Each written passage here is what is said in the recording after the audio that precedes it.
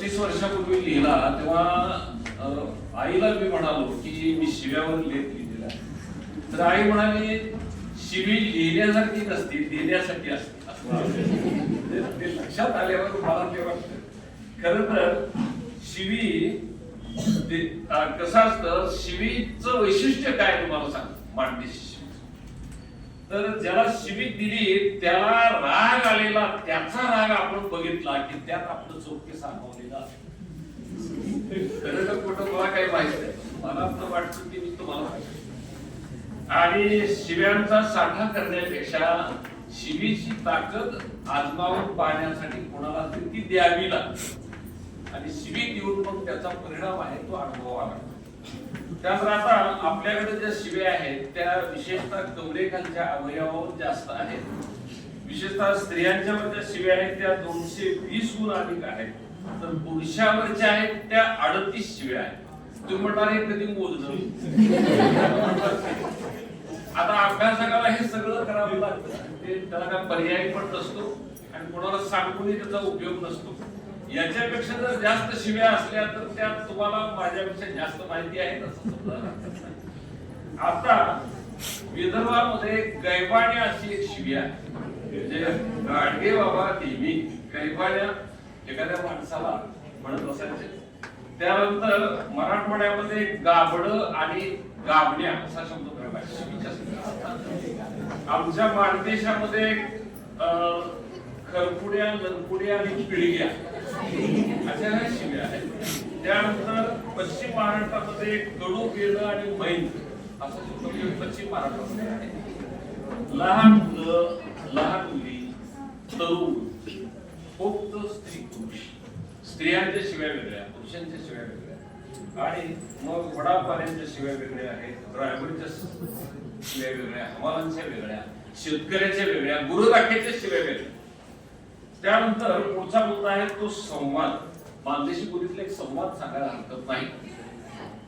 बनगरवाडीत एक संवाद आहे बघा की आनंद रामोशी काय करतो, तात्याने लिहिली तिथं की आनंदा एक दिवस आपली चूक कबूल करतो की चांदीचं रुपये मोडायला तालुक्याच्या ठिकाणी नेल्यावर ते पैसे आणून ते येऊन दमलेले असतात आणि शाळा सुटल्यावर ते झोपतात. आणि झोपल्यावर आनंदाला भूक लागलेली असते. आनंदाला औषध तो काय करतो, तर तो त्यांचं गाठोडं चोरतो आणि मग त्याला पश्चाताप झाल्यावर तो पुढे येतो आणि मास्तरच्या पुढे म्हणतो की खंडोबाची आण मास्तर, म्हणजे संवाद मानदेशी बोलीतला आहे.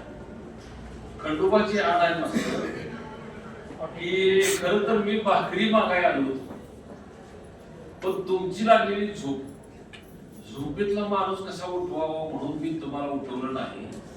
भाकरीचा घमघमाट सुटलेला, हळूच गटूळ घेतलं गेलो.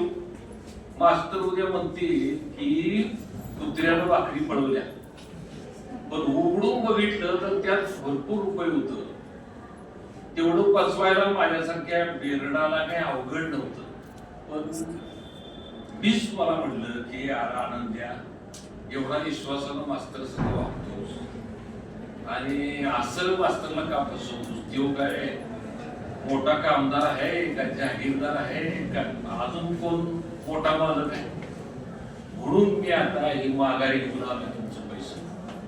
आता तुम्ही माझ्यावर केस करा, फिर्याद करा, काय करायचं असं तो संवाद आहे. तर हा मानदेशी बोलीचा संवाद आहे. एका बलवडीच्या नदीवरच एक दिवस खंडोबाच्या माळावर एक गोंदा नावाचा एक माणूस येत असतो. व्यंकटेश तात्या त्याला विचारतात, आज काय गोंदा, काय गावलं का नाही आज काय? तर गोंदा खाली मान घालून हसून म्हणतो, तात्या नदीला एकादश होती. जी ताकद आहे ती लक्षात येण्यासारखी आहे. खरं सांगावा त्यांचा झगडा अजून एका कथेमध्ये येऊन जातं की घरात एका सदुरीत भांडणं असतात. बाहेरचा माणूस म्हणतो, लगा सारखी घरात तुझ्या भांडणं काय? तर कधी भजन कीर्तन असतं का असं विचार. तर होय असतं की. पण आता काय झालंय, घरच्यात तुंतुलेचे तार तुटल्यावर संवादच आहे, मांडीची बोलीतला हा संवाद आहे. आता खरं तर शेवटची 3 मिनिटं त्यातलं 1 मिनिट साहित्य अकादमीचे अध्यक्ष युवा अनंत मूर्ती यांच्याबरोबर एकदा पुण्यात एका केसरी वाड्यात कार्यक्रम होता आणि तिथं बसल्यावर मी त्यांना प्रश्न विचारलेला होता.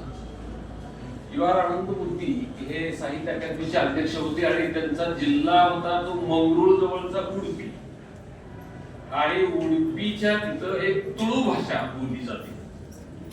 आता तुळू भाषा जी आहे तर त्या तुळू भाषेमध्ये मी त्याला म्हटलं आमच्याकडे मानदेशी बोलली जाते, कारण मानदेशी बोलीला एक वेगळं व्यंकटेश तात्या असू द्या किंवा त्यांच्या नंतरचे आलेले लेखक आहेत त्यांनी खूप मोठा सन्मान दिलेला आहे.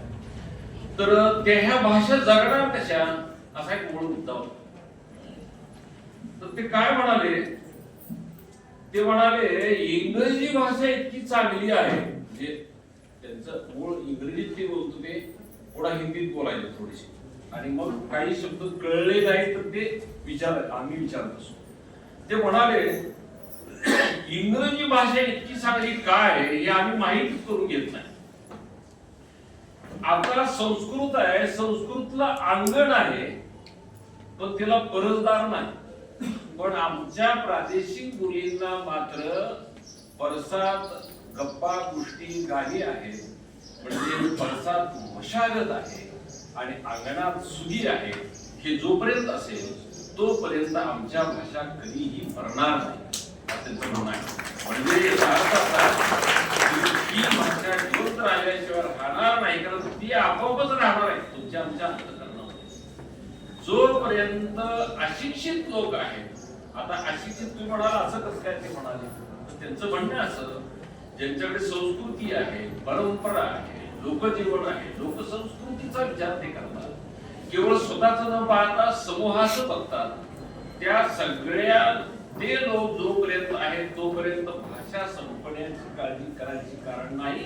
कुठलीच भाषा संपत नाही. या जगात 3000हून जास्त भाषा आहेत आणि त्याच्या कित्येक पटीनं बोली भाषा आहेत. हळूहळू त्या भाषा संपत चालले, लोक बोलत नाहीत कित्येक वेळा. शिकलेली माणसं ही भाषा अडाणी माणसाची भाषा आहे म्हणून बोलत नाहीत, स्वतःच लिव्हिंग स्टँडर्ड सांभाळण्यासाठी लोक बोलत नाहीत अशी वस्तुस्थिती आहे. आता माझं म्हणणं तर असं आहे की यासाठी बोलीला जतन करण्यासाठी सामुदायिक प्रयत्न करण्याची नितांत गरज आहे. विशेषतः शाळा, शिक्षण संस्था, हायस्कूल, कॉलेज इथून मराठी अभ्यासका विद्यार्थी जे आहेत त्या अभ्यासकांनी ही गोष्ट करायला पाहिजे की रोज एक तरी आपल्या परिसरातला शब्द मुलांना ऐकवला पाहिजे, सांगितला पाहिजे, आणि सरकारचं धोरण थोडं बदललं पाहिजे. काय बदललं पाहिजे तर भाषा आमची जगायची असेल तर ही बोली जगायला पाहिजे, म्हणजे बोलीवर लोकांचा विश्वास बसला पाहिजे. जसं तुम्ही उदाहरण दिलं, चीनमध्ये, जपानमध्ये त्यांच्या भाषेशिवाय दुसरी भाषाच बोलत नाही, तरी त्यांचा विकास होतोयच ना. मग आमचा कुठं आणलेला आहे तर आम्हाला प्रत्येकाला असं वाटतं, असं काहीतरी वाटतं की इंग्रजी शिकल्यामुळं आमच्या भाकरीचा प्रश्न सुटेल. पण ही अर्धसत्य गोष्ट आहे. भाकरी आपल्या कर्तव्याने मिळवायची असते आणि त्यासाठी शासनाचं धोरण काय बदलायला पाहिजे तर एक उच्चारासाठी ती भाषा आणि शब्द उच्चारणासाठी त्याला जसं शास्त्र शाखेकडं प्रॅक्टिकलचे तास असतात तसे इकडं तास द्यायला पाहिजे.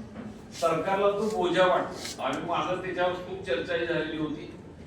शासन ते मान्य करत नाही, कारण मराठी भाषेचा उच्चारण त्यासाठी इंग्रजीचं फोरॅटिक्स असतं तसं त्यांना पण तास ज्यादा दिले जात नाही. पण त्यांचा एक पेपर होता पूर्वी, आता आहे की नाही मला माहित नाही, पण आता उच्चारायला त्याला काहीतरी.